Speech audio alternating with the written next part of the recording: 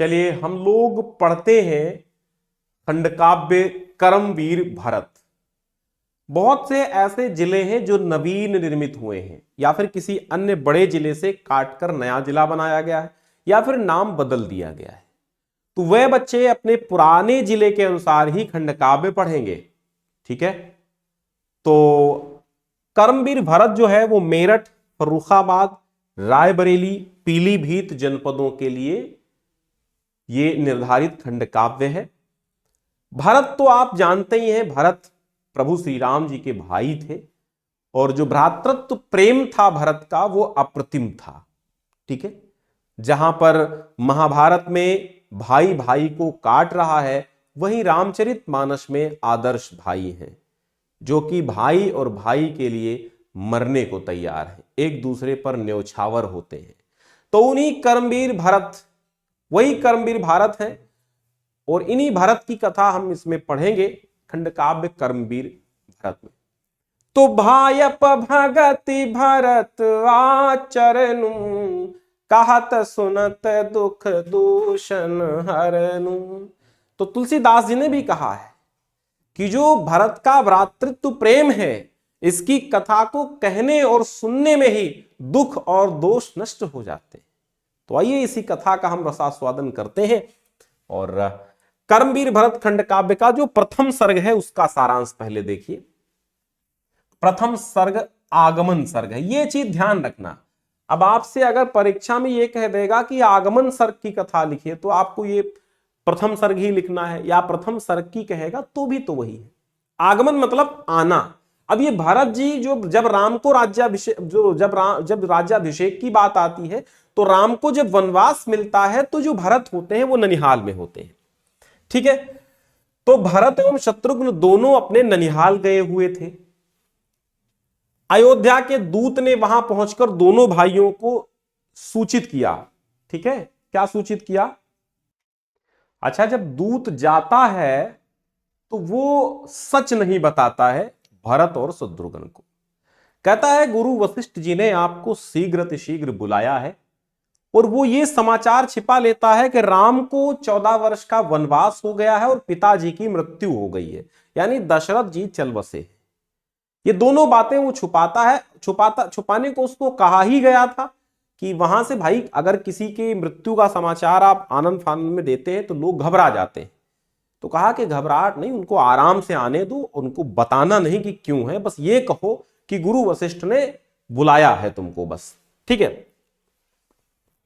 तो वही है कि राजकुमारों को यथाशीघ्र गुरु वशिष्ठ ने अयोध्या बुलाया है। भरत ने परिवार की कुशल क्षेम जाननी चाहिए, लेकिन दूत अपनी भावनाओं को दबाते हुए मौन ही रहा। वो दशरथ की मृत्यु एवं राम के वनवास के समाचार को छुपा ले गया। ठीक है, भरत एवं शत्रुघ्न मामा की आज्ञा लेकर अयोध्या की ओर चल पड़ते हैं। अब अयोध्या आते हैं और उन्हें मार्ग शून्य राम प्रतीत हुआ। ठीक है, उनको मार्ग शून्य राम प्रतीत हुआ। अयोध्या नगरी में शून्यता देखकर, यानी बड़ा सूनापन था मार्ग में, तो उन्हें अत्यधिक आश्चर्य हुआ, क्योंकि उन्होंने देखा कि उनके आगमन पर किसी प्रकार का उल्लास नहीं दिखलाई दिया, न कोई स्वागत, न ही कोई नाच गाना। राजभवन मूक था, इंगितों का केंद्र बन गया था, इशारे में बात हो रही थी। ऐसे ऐसे आगे क्या देखो, जाके बुला लाओ, वो राम भरत आया हो। तो इशारों में बात हो रही थी, इशारों का केंद्र बन गया था राजभवन। बुद्धिमान भरत ने अमंगल की सूचना को अपने अंतर्गत समझ लिया, अमंगल को भांप लिया कि कोई ना कोई अपशगुन, अमंगल, कुछ ना कुछ तो गड़बड़ है। लेकिन क्या हो गया है, इस वास्तविकता का उन्हें पता नहीं चला। वे सर्वप्रथम सीधे अपने पूज्य पिता दशरथ जी के भवन में ही गए, और वहां की शून्यता देखकर तो उनका मन एकदम विचलित हो उठा। उन्होंने राजभवन के द्वार पर किसी द्वारपाल अथवा मंत्री तक को नहीं देखा। तब वे अति व्याकुल हुए और अपनी माता कैकेयी के भवन की ओर चल पड़े। यहीं पर यह प्रथम सर्ग आगमन सर्ग समाप्त होता है। सेकेंड सर्ग चालू होता है राजभवन सर्ग।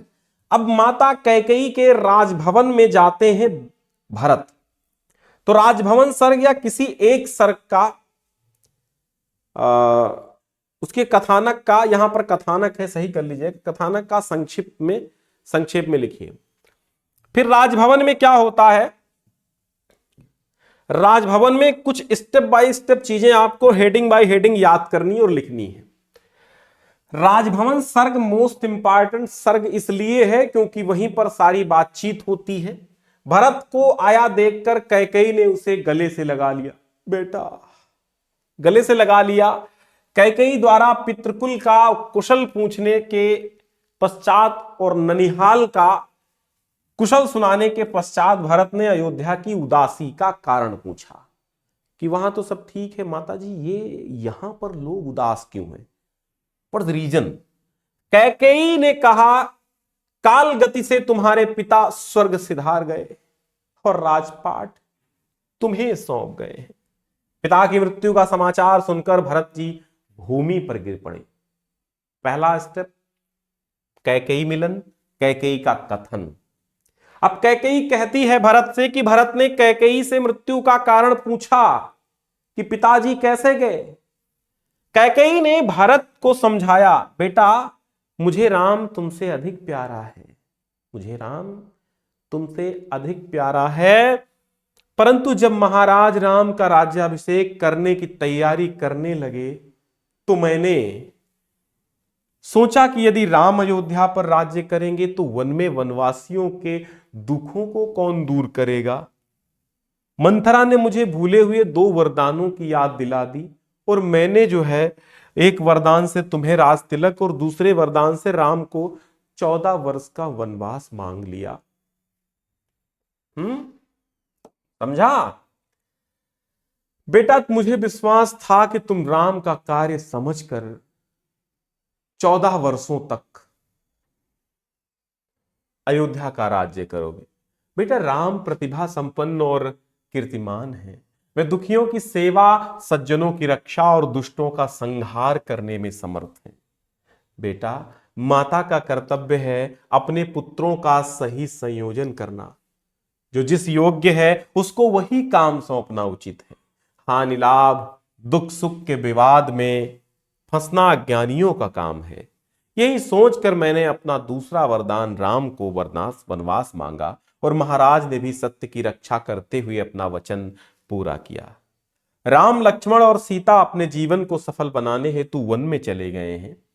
कैकेयी के कठोर वचनों को सुनकर भरत को अपनी माता पर बहुत क्रोध आया। उन्होंने माता को इन कार्यों के लिए दोषी ठहराया और राम के बिना अपने जीवन को दोषी ठहराया। कैकेयी ने भरत को अनेक प्रकार से समझाया किंतु उनका मन ग्लानि में डूबा रहा, शांति उन्हें नहीं मिल पाई। अंत में वे किसी तरह साहस और शक्ति बटोर कर शत्रुघ्न सहित कौशल्या के दर्शनार्थ चल दिए। अब क्या होता है, कर्मवीर भरत खंड काव्य के कौशल्या और सुमित्रा मिलन, ये तृतीय सर्ग की कथा है। पहला सर्ग क्या हुआ, आगमन सर्ग था, दूसरा राजभवन सर्ग था और तीसरा कौशल्या सुमित्रा मिलन सर्ग है। इसकी कथा क्या रही, कौशल्या मिलन क्या होता है, भरत का आगमन सुनकर कौशल्या का हृदय प्रेम से भर गया, क्योंकि वहां भेदभाव नहीं था किसी चीज का। भरत और शत्रुघ्न ने विकल कौशल्या को प्रणाम किया। भरत ने कौशल्या से पिता की मृत्यु का कारण पूछा और अंतिम समय पिता के दर्शन ना कर पाने से अपने को दुर्भाग्यशाली बताया। शोक सागर में डूबा भरत अपनी माता कैकेयी के कार्यों पर पश्चाताप करते हैं। कौशल्या ने भरत को समझाया। उन्होंने कहा कि जो हानि होती है वो होकर रहती है, दोष न तुम्हारा है न कैकेयी का है। कैकेयी राम को मुझसे अधिक प्रेम करते हैं और राम भी मुझसे अधिक कैकेयी को मानता है। यदि कैकेयी की बात मानकर राम वन में चला गया तो तुम्हें शोक नहीं करना चाहिए पुत्र। इसलिए पुत्र उठो और अपने कर्तव्य का पालन करो। कर्मशील मनुष्य अपयश और निंदा की परवाह न करके महान कार्य करते हैं। अतः कैकेयी के दोषों को बुलाकर जनहित के कार्यों में लग जाओ, तुम्हारा यश अमर हो जाएगा। सुमित्रा मिलन अब होता है, ये तो बात कौशल्या की थी, अब सुमित्रा मिलन होता है। भरत के आगमन का समाचार सुनकर सुमित्रा उनसे मिलने दौड़ी। सुमित्रा ने दोनों पुत्रों को स्नेह से गले लगाकर आशीर्वाद दिया। भरत ने कैकेयी के कार्यों की निंदा की तो सुमित्रा ने भरत को समझाया, तुम्हारा कोई दोष नहीं है, राज्य का तुम्हें लोभ नहीं, तुम तो विदेह हो। तुम क्या हो? तुम विदेह हो, तुम्हें तो राज्य का लोभ नहीं। जैसे राम पिता की आज्ञा मानकर वन को चले गए, उसी प्रकार तुम भी अपने कर्तव्यों का पालन करो और 14 वर्षों तक तप कर कंचन बन जाओ, तभी तुम्हारे आदर्श, सिद्धांत और व्यक्तित्व सफल होंगे। भरत का संशय कुछ दूर हुआ, परंतु उसका प्रश्न था कि मेरे लिए राज्य क्यों मांगा, वन क्यों नहीं मांगा? मेरे लिए राज्य क्यों मांगा, वन क्यों मांगा? तो सुमित्रा ने कहा, वन में राक्षस उत्पात करते हैं, साधुजन और ऋषि मुनियों को सताते हैं, राम उन पर शासन कर सकते हैं, इसलिए जनहित के लिए कैकेयी ने राम को वन भेजा। तुम अपने मन में हीन भावना मत लाओ और अपने कर्तव्य का पालन करो। सुमित्रा ने भरत से फिर कहा, इस समय तुम ही हमारा सहारा हो, यदि तुम इस प्रकार धैर्य खोओगे तो हमारा क्या होगा? क्या होगा वधू उर्मिला और मांडवी का? कैसे हम अपने आंसुओं को संभाल पाएंगी? इसलिए बेटा धैर्य धारण करो, दुख, चिंता और ग्लानि को छोड़कर हमारा पथ प्रदर्शन करो और राज्य का कार्य संभालो। इतना कहकर सुमित्रा ने दोनों भाइयों को गुरु वशिष्ठ के पास भेज दिया। कर्मवीर भरत खंड काव्य का जब चौथा सर्ग आता है, वो आदर्श वर्ण सर्ग आता है। आदर्श वर्ण मतलब होता है आदर्श चुनना, वर्ण माने होता है चुनना। माता कौशल्या और सुमित्रा से मिलकर भरत गुरु वशिष्ठ की सेवा में पहुंचे और उन्हें प्रणाम किया, आशीर्वाद प्राप्त किया। गुरु वशिष्ठ ने भरत को सांत्वना दी और तेल में सुरक्षित रखे हुए महाराज दशरथ के शरीर का विधिवत दाह संस्कार करने की आज्ञा दी। भरत ने पिता के शव को देखकर विलाप किया और उनका दाह संस्कार कर दिया। वशिष्ठ ने बड़े स्नेह से भरत को पास बैठाया। सुमंत ने उन्हें पिता की आज्ञा के अनुसार सिंहासन पर बैठकर राज्य करने के लिए निवेदन किया, परंतु भरत ने कहा, रघुकुल की यह परंपरा है कि ज्येष्ठ पुत्र ही सिंहासन प्राप्त करता है। सुमंत ने भरत से पुनः निवेदन किया कि पिता की आज्ञा के अनुसार राम की अनुपस्थिति में राज्य के कार्य को चलाना अधर्म नहीं है। फिर भी भरत तैयार नहीं हुए। उन्होंने गुरुजी से राम को मनाकर वापस लाने के लिए अनुमति मांगी। गुरु वशिष्ठ द्वारा आज्ञा दे देने से सारी अयोध्या नगरी में हर्ष का वातावरण छा गया। गुरु की आज्ञा पाकर भरत राजभवन गए। उन्होंने शत्रुघ्न से कहा, मैं वन जा रहा हूं, मेरे आने तक माताओं तथा प्रजा की रक्षा करना। शत्रुघ्न ने आग्रह किया कि जैसे लक्ष्मण राम के साथ वन में गए हैं, उसी प्रकार मैं आपके साथ वन में चलूंगा। उसी समय सुमित्रा भी आ गई। उन्होंने कहा कि शत्रुघ्न भी तुम्हारे साथ जाएगा। इसके पश्चात तीनों माताएं भी वन जाने के लिए तैयार हो गईं। सुबह होने तक सारी प्रजा वन में जाने को तैयार हो गई। ये था राम का प्रेम। इस प्रकार गुरु वशिष्ठ शत्रुघ्न, माताओं तथा प्रजाजनों के साथ भरत राम को लौटाने चल दिए। दिन भर चलकर वे तमसा नदी पर पहुंचे, कुछ देर विश्राम किया और फिर गोमती नदी को पार किया और आगे बढ़े। अब पांचवा सर्ग आता है वनगमन। 5 आदर्श वर्ण, फिर वनगमन। वनगमन सर्ग में क्या होता है कि पंचम सर्ग में निषाद की शंका और निषाद भरत मिलन का वर्णन है। भाई जब निषाद राज को देखते हैं कि भाई लक्ष्मण आ रहा है, वो भरत आ रहा है तमाम भीड़ भाड़ के साथ, तो उनको ऐसा लगता है ऐसा तो नहीं है भरत आक्रमण करने आ रहा हो, कि राज्य तो छीन ही लिया उसकी मम्मी ने, अब वो हमको मार भी डालेगा, राम को और हमको सबको। तो ऐसी आशंका के साथ निषाद मिलते हैं भरत से। भरत गोमती नदी को पार करके गंगा तट पर श्रृंगवेरपुर पहुंचे। वहां निषाद राज ने जनसमूह के साथ इक्ष्वाकु वंश को देखा। उन्हें शंका हुई कि भरत वन में राम पर आक्रमण करने के लिए जा रहा है। अब निषाद राज ने अपने साथियों को भरत को रोकने के लिए कहा, परंतु किसी वृद्ध ने कहा कि उनकी शंका निर्मूल है, क्योंकि भरत के साथ गुरु वशिष्ठ हैं और माताएं भी हैं, अतः भरत का सत्कार करना चाहिए। वृद्ध की बात सुनकर लज्जित निषाद राज कंदमूल आदि की भेंट लेकर भरत की सेवा में उपस्थित हुआ। भरत के भावों को जानकर उसने कहा कि भरत के समान भाई इस संसार में दूसरा नहीं है। राम के प्रति निषाद राज का प्रेम देखकर भरत निषाद राज को गले लगाकर मिले। उन्होंने शीघ्र राम के दर्शन करने के लिए कहा। निषाद राज की आज्ञा से उसके साथियों ने सब लोगों को गंगा पार कराई। निषाद राज भी भरत के साथ चल दिए। वे भरत को भरद्वाज ऋषि के आश्रम में ले गए। भरत ने ऋषि को प्रणाम किया। भरद्वाज ऋषि ने सबको राम दर्शन के लिए व्याकुल जानकर उन्हें चित्रकूट जाने के लिए कहा। भरद्वाज की आज्ञा से सब लोग चित्रकूट की ओर चल दिए। चित्रकूट वन के निकट पहुंचकर गुरु से आज्ञा लेकर भरत और शत्रुघ्न दोनों पैदल चलने लगे। अब छठा सर्ग आता है, राम भरत मिलन। आहा क्या सर्ग है। कर्मवीर भरत के छठे सर्ग में वर्णन है राम और भरत के मिलन का। अब भरत जनसमूह के साथ चित्रकूट वन में पहुंचे, जहां पर राम लक्ष्मण और सीता हैं। वन में कोल जाति के लोगों ने जनसमूह के साथ भरत के आने का समाचार राम लक्ष्मण को सुनाया। लक्ष्मण को भरत द्वारा आक्रमण किए जाने की शंका हुई, किंतु क्या हुआ, राम तो भरत का नाम सुनते ही उससे मिलने के लिए दौड़ पड़े। राम के कुटिया से बाहर आते ही भरत राम के चरणों में गिर पड़े। राम ने भरत को उठाकर गले से लगा लिया। शत्रुघ्न ने भी राम को प्रणाम किया।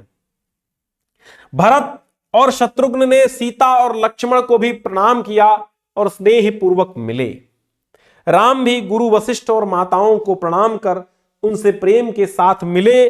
गुरु ने राम को दशरथ की मृत्यु का समाचार सुनाया और दुखी राम को सांत्वना देकर धैर्य बंधाया। तब राम ने श्रद्धा पूर्वक पिताजी का तर्पण किया। राम की कुटिया के सामने सभी पुरजनों एवं परिजनों की सभा हुई। सभा में राम ने गुरु वशिष्ठ से कहा कि वे भरत को अयोध्या लौटाकर राज्य संभालने के लिए कहें। भरत बोले, मैं राम को छोड़कर नहीं जाऊंगा। जहां राम है वहीं अयोध्या है, और जहां अयोध्या है वहीं भरत है। भरत ने कहा कि मैं आपका प्रतिनिधि बनकर वन में रहूंगा, आप अयोध्या में जाकर राज्य संभालें। कुल परंपरा के अनुसार ज्येष्ठ पुत्र ही राज्य का उत्तराधिकारी होता है। कैकेयी ने कहा कि लोग चाहे मुझे कुमाता कहें, राम मेरे हृदय की बात जानता है। मैंने कभी भी राम और भरत में भेद नहीं माना। फिर मेरे कार्य से जो कलंक लग गया है, राम तुम उस कलंक को मिटाओ और अयोध्या का राज्य संभालो। राम ने कैकेयी को निर्दोष बताया और कहा, पिता की आज्ञा का पालन करना पुत्र का धर्म है और इसलिए मैं अयोध्या नहीं लौटूंगा यहां पे है। राम उठकर भरत के पास आए और उन्हें प्रेम पूर्वक अयोध्या लौटने के लिए समझाया। राम और भरत के उस प्रेम मिलन को देखकर सारी सभा व्याकुल हो गई। गुरु वशिष्ठ की भी आंखों में आंसू आ गए। आखिर भरत ने बड़े भाई की बात मान ली। भरत ने कहा, राज्य आपका रहेगा, मैं 14 वर्षों तक नंदीग्राम में वनवासी की तरह रहूंगा और आपके राज्य की रक्षा करूंगा। आप मुझे अपनी खड़ाऊं दे दें। खड़ाऊं सिंहासन पर वे ही विराजमान रहेंगी और मैं उनसे ही आज्ञा मांगकर संपूर्ण राज कार्य करूंगा। राम ने भरत की प्रार्थना स्वीकार कर ली। भरत ने राम की खड़ाओं को सिर पर धारण किया। इसके पश्चात कैकेयी ने राम के चरित्र की बड़ी प्रशंसा की। शीश पर खड़ाऊं अखियों में पानी, राम भक्त ले चला रे राम की निशानी। राम भक्त ले चला रे राम की निशानी। शीश पर खड़ाऊं अखियों में पानी, राम भक्त ले चला रे राम की निशानी। राम भक्त। तो राम ने भरत की प्रार्थना स्वीकार की, अपनी खड़ाऊं दे दी और खड़ाऊं को सिर पर धारण करके भरत चल दिए। सभी माताओं ने बड़ी प्रशंसा की। राम ने प्रेम पूर्वक सबको विदा किया। भरत ने अयोध्या पहुंचकर राम की खड़ाओं को सिंहासन पर स्थापित किया और स्वयं नंदीग्राम में कुटिया बनाकर रहने लगे। सब कार्य भरत के आदेशानुसार शत्रुघ्न चलाते थे। उनके शासन काल में अयोध्या में विद्या, कला, कौशल, कृषि, उद्योग आदि की बहुत उन्नति हुई। तो अब अगर आपसे पूछे कथानक का सारांश, अगर आपसे पूछे कर्मवीर भरत खंड काव्य का सारांश बताइए, तो टोटल 5 से 6 सर्ग आप जो है लिख दीजिएगा और हो जाएगा। कथा तो आप जानते ही हैं। अब भरत है नायक। इस खंड काव्य का नायक कौन है? इस खंड काव्य के नायक हैं भरत। ठीक है, तो भरत का करना है चरित्र चित्रण। चाहे चरित्र की विशेषताएं कहे, चाहे चरित्र की विशेषताएं कहे, चाहे चरित्र चित्रण कहे, या प्रमुख पात्र का चरित्र चित्रण कहे, बात एक ही है। तो आइए भरत का चरित्र चित्रण देखते हैं। कर्मवीर भरत में भरत काव्य का नायक है, और भरत काव्य का नायक है। भरत का चरित्र एक आदर्श महापुरुष के रूप में चित्रित किया गया है। भरत के चरित्र में निम्नलिखित विशेषताएं पाई जाती हैं। नंबर 1, त्यागी पुरुष। अब त्यागी पुरुष कैसे, हेडिंग याद कर लेना। भरत त्याग की साक्षात मूर्ति है। स्वार्थ भरत को स्पर्श भी नहीं कर सका। स्वार्थ और लोभ जैसी तुच्छ भावनाएं उसको छूती भी नहीं है। राजभोग का सुख भी उसके मन में लोभ उत्पन्न नहीं करता। उसकी माता कैकेयी उसके लिए राजा से राज्य मांगती है, परंतु आदर्शों की रक्षा के लिए वो राज्य को स्वीकार नहीं करता है। राम के प्रति उसके हृदय में निष्ठा है, भक्ति है। खंड काव्यकार लक्ष्मी शंकर मिश्र हैं इसके। ठीक है, कर्मवीर भरत लक्ष्मी शंकर मिश्र के द्वारा लिखा गया है। इसके शब्दों में बताइए कि नहीं राज वैभव में है अनुरक्ति तुम्हारी, तुम विदेह हो अटल राम की भक्ति तुम्हारी हो। तुम विदेह हो अटल राम की भक्ति तुम्हारी, नहीं राज वैभव में है अनुरक्ति तुम्हारी। तुम विदेह हो अटल राम की भक्ति तुम्हारी। आदर्श भ्राता। भरत एक आदर्श भाई है। अपने भाइयों के प्रति उनमें अगाध प्रेम, उनके हृदय में अप्रतिम गहरा प्रेम भरा हुआ है। वे राम के बिना अपने जीवन को निष्फल बताते हैं, निष्प्राण बताते हैं। राम के बिना जीवन को अधूरा बताते हैं। भरत को अनायास राज्य मिल रहा है, परंतु वो राज्य तो भाई का है। वो किसी भी दशा में राज्य को स्वीकार नहीं करता। वो ये भी सहन नहीं कर पाता है कि उसके भाई और भाभी वन में भटकते फिरें और वो राजभोग का आनंद ले। चित्रकूट में राम और भरत के मिलन को देखकर सारी सभा व्याकुल हो जाती है। गुरु वशिष्ठ तक की आंखों में आंसू आ जाते हैं। तो ये आदर्श भ्राता थे। मर्यादा पालक। भरत अपने कर्तव्य और मर्यादा के प्रति सदा सचेत रहते हैं। वो अपने कुल की मर्यादा की रक्षा के लिए अपने जीवन तक का बलिदान करने के लिए आतुर हैं। पिता के बाद ज्येष्ठ पुत्र ही राज्य का उत्तराधिकारी होता है, ऐसा उनका मानना है और इससे उनकी कुल परंपरा है। और वो अपनी कुल की मर्यादा की वो दृढ़ता से रक्षा करता है। ठीक है, सीलवान। ठीक है, तो अगली हेडिंग हम डालेंगे सीलवान। शीलवान मतलब भरत शील और सज्जनता की प्रतिमूर्ति है। माता पिता और गुरु का वो यथावचित सम्मान करते हैं, यथोचित सम्मान करते हैं। जब ननिहाल में अयोध्या के दूत पहुंचते हैं तो वे माता पिता, गुरु तथा प्रजाजनों आदि सबका कुशल क्षेम पूछते हैं। गुरु का आदेश पाव तुरंत प्रस्थान कर देते हैं। वो जब माताओं तथा बड़े भाई से मिलते हैं तो उनके चरण स्पर्श करते हैं। वो कोई भी काम अपने बड़ों की अनुमति के बिना नहीं करते। राम भरत के शील की प्रशंसा करते हुए उसे देवताओं से भी महान बताते हैं। फिर है कर्मवीर। भरत महान कर्मवीर हैं। भरत के जीवन में कर्म सर्वोपरि था। वे किसी भी कार्य की कठिनाइयों को देखकर घबराते नहीं थे। देखकर बाधा विविध बहुविघ्न घबराते नहीं। रह भरोसे भाग के दुख भोग पछताते नहीं। तो वो घबराते नहीं थे कठिनाइयों से, बल्कि अत्यंत उत्साह के साथ कार्य में जुट जाते हैं। चाहे राम को वापस लौटाने का काम हो या अयोध्या का राज्य संभालने का काम हो, वे उसे बिना किसी फल की इच्छा के तत्परता से करते हैं। अब यहां पर कैकेयी का चरित्र चित्रण करना है। अब अब कैकेयी का चित्रण भी इंपॉर्टेंट है। तो कर्मवीर भरत के पात्रों में कैकेयी का चरित्र महत्वपूर्ण है, क्योंकि कैकेयी भी केंद्र में है, भरत केंद्र में है और कैकेयी उसके आसपास है। तो कैकेयी और भरत का मेन होता है संवाद, और उस संवाद के आधार पर करना है कैकेयी का चरित्र चित्रण। तो उसमें आदर्श भारतीय नारी के सभी गुण थे, जैसे पुत्र प्रेम, साहस, विवेकशीलता, जनहित भावना आदि। तो कर्मवीर भरत के खंडकाव्य में उनके चरित्र को भारतीय नारी का प्रमुख गुण पुत्र प्रेम को दर्शाया गया है, क्योंकि वो पुत्र प्रेमी है। और उसके चरित्र की बातें निम्न हैं। नंबर 1, आदर्श माता। कैकेयी एक आदर्श माता होने के साथ साथ स्वाभिमानी भी है। कारण, वो अपने पुत्रों का गौरव बढ़ाना चाहती है तथा सुखी देखना चाहती है। वो प्रत्येक पुत्र के जीवन का विकास उसकी सामर्थ्य के अनुसार करना चाहती हैं, जिससे वे समाज, राष्ट्र और मानवता की अधिकाधिक सेवा कर सकें। वो राम और भरत में भेद नहीं मानती। वो राम को इसलिए वन में भेजती हैं जिससे वो वन में जाकर दुष्टों का विनाश कर मानवता का कल्याण कर सकें। उसने राम को वन में भेजकर मानवीय और राष्ट्रीय कर्तव्य का पालन करते हुए अपने मातृत्व धर्म की दृढ़ता से रक्षा की है। तो आदर्श माता है। इस प्रकार युद्ध में निपुण है भैया। जो कैकेयी है वो युद्ध में भी निपुण है, वीरांगना कैकेयी है, क्योंकि कैकेयी बचाती है दशरथ को। पहले कैकेयी का चरित्र एक वीरांगना का चरित्र है। वो अपने हृदय पर पत्थर रखकर जनहित के लिए अपने पुत्र को 14 वर्ष के लिए वन में भेज देती है।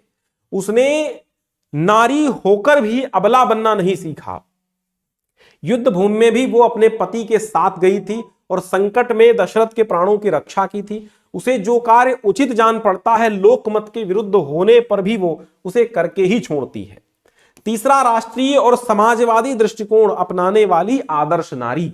तो कैकेयी राष्ट्रीय एवं जो कैकेयी के चरित्र की प्रमुख विशेषता है, उसका राष्ट्रीय और समाजवादी दृष्टिकोण है, क्योंकि वो राष्ट्रीयता की पक्षधर है। उसकी विचारधारा केवल अपने पुत्रों और परिवार तक ही सीमित नहीं है, बल्कि वो संपूर्ण राष्ट्र और मानवता का भी कल्याण सोचती है। और उसे केवल अयोध्या वासियों के ही कल्याण का ध्यान नहीं होता, अपितु पिछड़े हुए अशिक्षित वनवासियों के उत्थान का भी वो ध्यान रखती है। उसका मानवीय दृष्टिकोण अत्यधिक उदार है। ठीक है।